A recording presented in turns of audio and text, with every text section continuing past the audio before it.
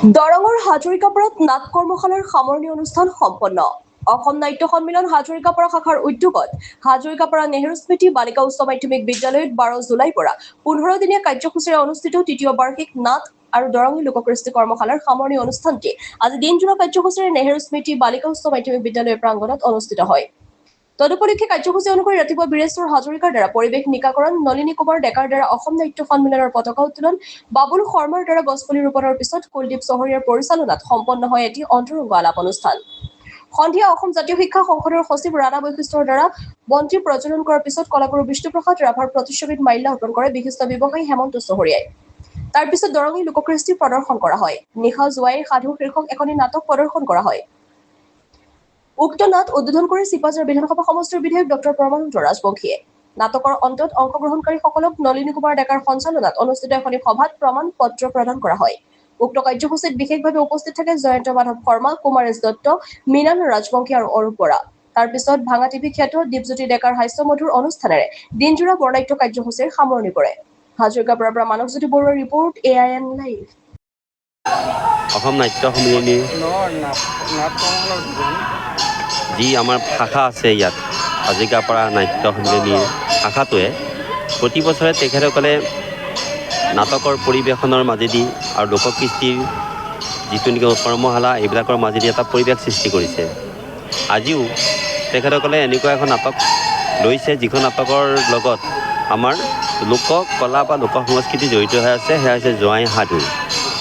আৰু আমাৰ কাৰ্যকৰ্তাসকলে এই গোটেই পৰিৱেশটোত আমাৰ দৰঙী লোককলা কৃষ্টিকো সুন্দৰভাৱে ইয়াত কি কৰিছে যে তেখেতসকলে ইয়াত মিশ্ৰণ কৰি এটা নতুন ধৰণৰ এটা চিন্তা আমাৰ মাজত এৰি দিছে। আৰু ময়ো আমাৰ যিসকল ইয়াৰ কাৰ্যকৰ্তা সেইসকলক মই ধন্যবাদ জ্ঞাপন কৰিছোঁ, কাৰণ তেওঁলোকে প্ৰতি বছৰে নাটকৰ পৰিৱেশটো কৰি বহুত মই জানো কষ্টৰ মাজেদি তেওঁলোকে এই কামটো সম্পন্ন কৰিছে। গতিকে মই তেখেতসকলক আন্তৰিক ধন্যবাদ জ্ঞাপন কৰিছোঁ। আৰু এই ধৰণে তেখেতে প্ৰতি বছৰে এই ধৰণে কাৰ্যকৰ্তাসকলে যিটো কাম তেখেতসকলে সম্পন্ন কৰিছে, নিঃসন্দেহে ইয়াত উল্লেখযোগ্য এটা কৰ্ম। আৰু মই নিশ্চয় এই কৰ্মৰ ক্ষেত্ৰত তেখেতসকলক যি ধৰণৰ সহায় কৰিব লাগে মই নিশ্চয় সহায় কৰিম। নমস্কাৰ।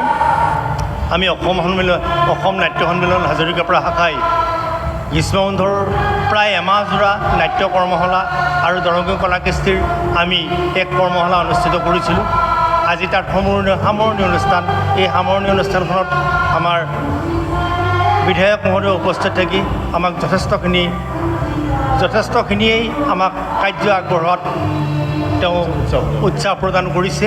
আৰু ৰাইজৰ যিটো সঁহাৰি, এই অনুষ্ঠানধাৰাখন উপভোগ কৰাত ৰাইজৰ যিটো সঁহাৰি আমি সঁচাকৈ আপ্লুত হৈছোঁ। আমাৰ কণ কণ ল'ৰা ছোৱালীৰ মাজত এখনি নাটক ইতিমধ্যে মঞ্চস্থ হৈ গ'ল, জোৱাইৰ সাধু। ৰাইজেও ভাল পাইছে। যথেষ্ট একাগ্ৰতাৰে আমাৰ ছাত্ৰ ছাত্ৰীয়ে নাটকখন উপস্থাপন কৰিছে। গোটেই ৰাইজে হাত তালিৰে তেওঁলোকক উৎসাহিত কৰিছে। আমি ভাবোঁ ৰাইজৰ পৰা এনেকুৱা মৰম আৰু চেনেহ পালে আমি হাজৰিকাপাৰা নাট্য সন্মিলনৰ শাখাটিয়ে সদায় আগবাঢ়ি যাব পাৰিম। এইখিনিকে অসম নাট্য সন্মিলনৰ এটা অতি সক্ৰিয় শাখা হৈছে হাজৰিকাপাৰা শাখা। এই হাজৰিকাপাৰা শাখাৰ আমাৰ এসময়ৰ হাজৰিকাপাৰা সাহিত্য সভাৰ সম্পাদক, সভাপতি, এগৰাকী খুব সক্ৰিয় সমাজ হিতৈষী নলিনী ডেকা ডাঙৰীয়াৰ নেতৃত্বত এই হাজৰিকাপাৰা যিটো অসম নাট্য সন্মিলনৰ শাখা হিচাপে স্বীকৃতি লাভ কৰে। আৰু সেই তেতিয়াৰ পৰাই যিহেতু হাজৰিকাপাৰাত এখন নাট্য আন্দোলনৰ ইতিহাস বহুত পুৰণি। ইয়াত আমাৰ বৰেণ্য ব্যক্তি কমি চহৰীয়া ডাঙৰীয়াকে প্ৰমুখ্য কৰি আমাৰ বহুকেইগৰাকী নাট্য শিল্পীয়ে আমাৰ প্ৰয়াত আমাৰ দৰং জিলাৰ প্ৰথমগৰাকী ৰাষ্ট্ৰীয় NSDN ৰাষ্ট্ৰীয় নাট্য বিদ্যালয়ৰ স্নাতক হৰেন্দ্ৰ মোহন ভট্টাচাৰ্য ডাঙৰীয়াকে প্ৰমুখ্য কৰি আমাৰ প্ৰয়াত অচ্যুত শৰ্মা, প্ৰয়াত কমি চহৰীয়াকে ভিতৰ কৰি বহুকেইগৰাকী পুৰোধা ব্যক্তিয়ে এই হাজৰিকাপাৰাত এই নাট্য আন্দোলনৰ আৰু শুভাৰম্ভণি কৰিছিলে। তেওঁলোকে এই ধাৰাবাহিকতা নতুন প্ৰজন্মলৈ আগুৱাই আনিছিলে। আৰু ঠিক তেনেকৈ 2002-03 বৰ্ষত এটা স্বাস্থ্য এটা অপেচাদাৰী অনুষ্ঠান, এটা সামাজিক স্বেচ্ছাসেৱী অনুষ্ঠান চেকপিডৰ উদ্যোগতো হাজৰিকাপাৰাত এই যে গৰম বন্ধৰ সময়ছোৱাত নাট্য কৰ্মশালা, নাটকৰ কৰ্মশালাৰ সময় হৈছিলে আৰু সেই সময়তো এই হাজৰিকাপাৰাৰ পৰাই চেকপিডৰ উদ্যোগত সাউদৰ জীয়েকৰ সাধু তেজীমলাৰ নাটকখন ৰাষ্ট্ৰীয় পৰ্যায়ত উৰিষ্যাত অনুষ্ঠিত ৰাষ্ট্ৰীয় নাট্য মহোৎসৱত বহুলভাৱে সমাদৃত হৈছিলে আৰু অসমৰ বিভিন্ন প্ৰান্তত এই নাটকখনে একাংক নাট প্ৰতিযোগিতাতো প্ৰথম স্থান অধিকাৰ কৰিছিল আমাৰ হাজৰিকাপাৰাৰ স্থানীয় নাট্যশিল্পীয়ে। সেই ধাৰাবাহিকতাকে ৰক্ষা কৰি এই বৰ্ষতো অসম নাট্য সন্মিলনৰ হাজৰিকাপাৰা শাখাই যে গৰমৰ বন্ধৰ সময়ছোৱাত 15 দিনীয়া নাট কৰ্মশালা অনুষ্ঠিত কৰিছিল।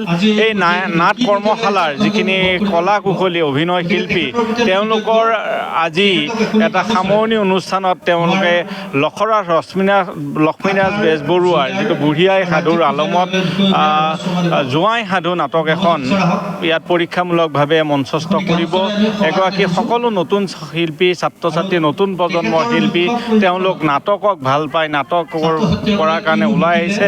কাৰণ অপেচাদাৰী নাটক কৰাটো ইমান সহজ নহয়, কাৰণ ইয়াত তেনেকুৱা কোনো ধৰণৰ ৰূপ সজ্জাই হওক, আমাৰ কলা সজ্জাই যিকোনো ক্ষেত্ৰতে আমাৰ যিখিনি লাগে সেই সুবিধাখিনি অপেচাদাৰী নাটকত এইটো সম্ভৱ নহয়, যথেষ্ট ব্যয়বহুল। যেনেকৈ ভ্ৰাম্যমাণ থিয়েটাৰ যি ধৰণৰ এটা ব্যয় কৰি নাটক মঞ্চস্থ কৰে, ইয়াত অপেচাদাৰী সমূহ দিগদাৰ। তথাপিও এই কলাকুশলীসকলক আন্তৰিক অভিনন্দন আৰু শুভেচ্ছা জনাইছোঁ, আগন্তুক দিনলৈ শুভকামনা জনাইছোঁ। যিকোনো খবৰ আৰু বিজ্ঞাপনৰ বাবে যোগাযোগ কৰক 7896121996।